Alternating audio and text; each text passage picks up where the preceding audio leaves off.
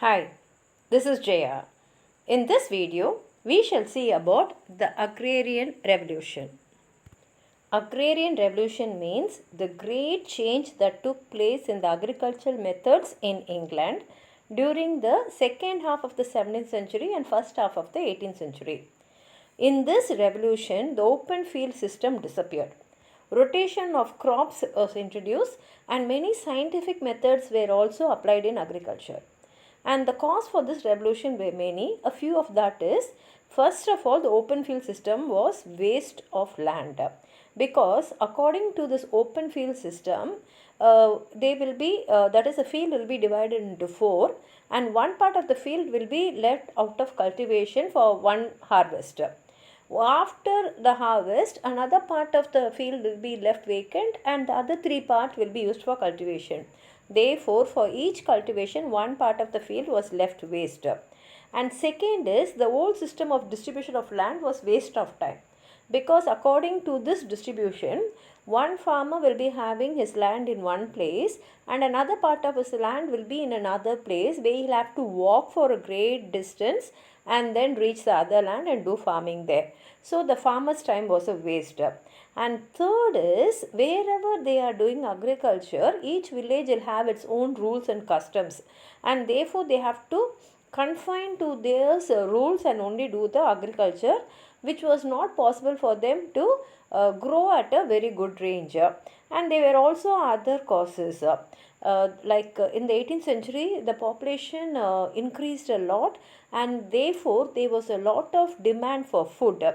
But because of this old system of cultivation, the yield was very less. It could not satisfy everyone. And because of the scarcity, the price of the food materials increased. Now what happened is, the old fashioned farmers thought that since the price was very high, if they produce more crops, then they can earn more money. So this was like an incentive for them to improve their agricultural methods. And for this reallocation of lands, a number of enclosure acts were passed. And this enclosure acts were passed during the reign of George II and George III.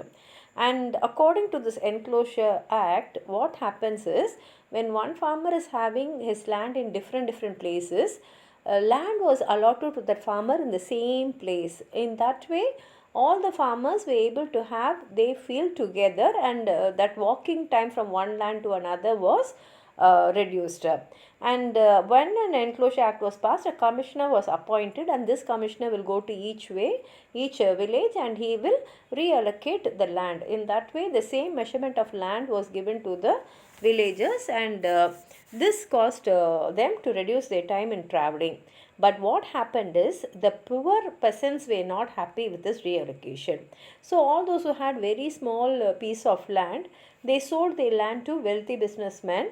And because of this, what happened is, a particular class, or we call them as rural inhabitants, they were called as yeomen. That class of yeomen itself disappeared. And this enclosure system gave many enterprising people to do experiments in their land. And one such person was Jethro Tull of Berkshire.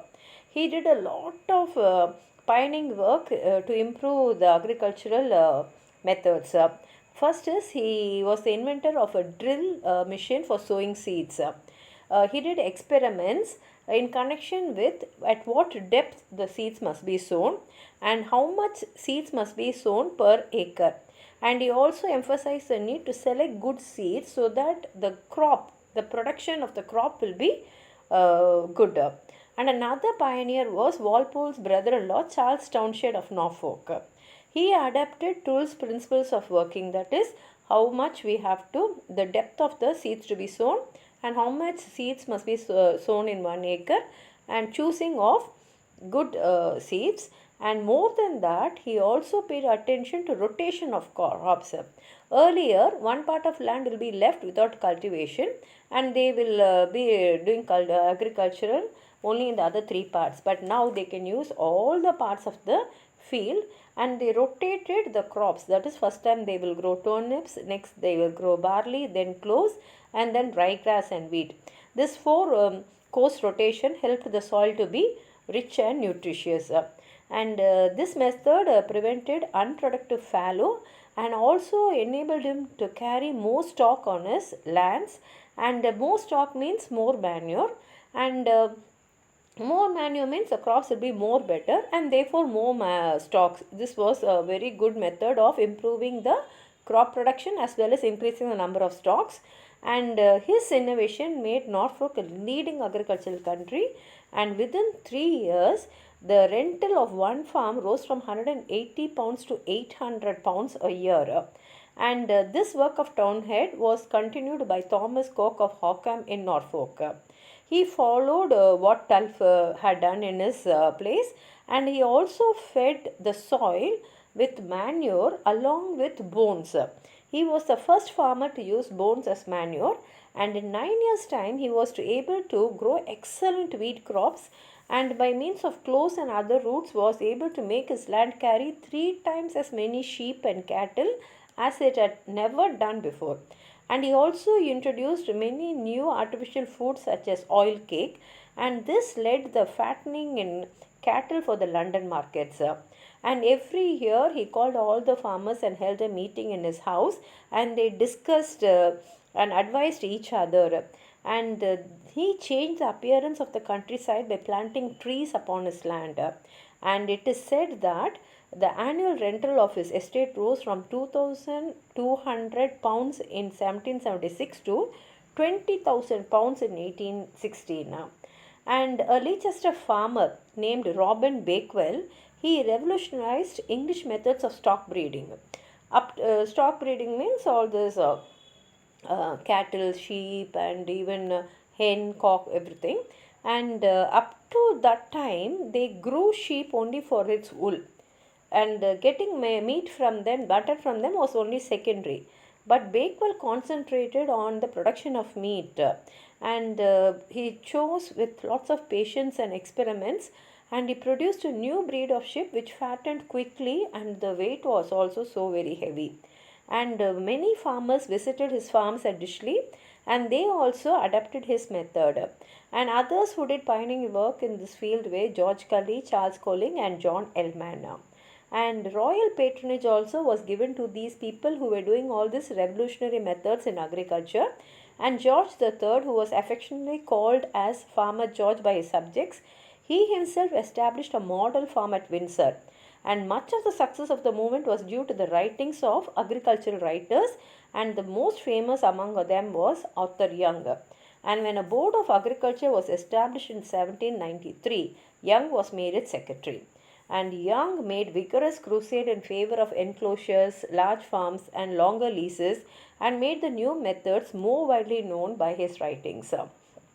And with the advent of the enclosure system, the English banking system also grew, because even the wealthier landlords did not have that much money to do fencing and to effect other improvements. So they borrowed money from the banks. And because of the enclosure system, many small independent farmers had to sell their lands.